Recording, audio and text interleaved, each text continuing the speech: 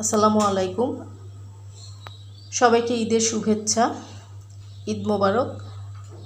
আমার আজকের ঈদের আয়োজন চিকন সেমাইয়ের জর্দা,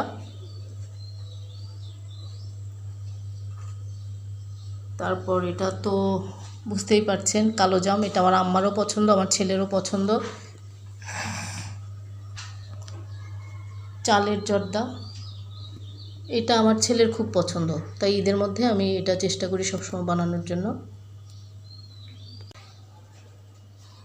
পায়েস, লাচ্ছা সেমাই,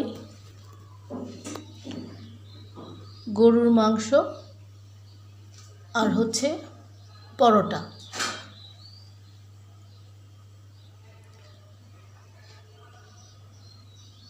সবাইকে অসংখ্য ধন্যবাদ আমার ভিডিওটি দেখার জন্য। সবার ঈদ কেমন কাটলো জানতে চাই। ঈদ মোবারক সবাইকে।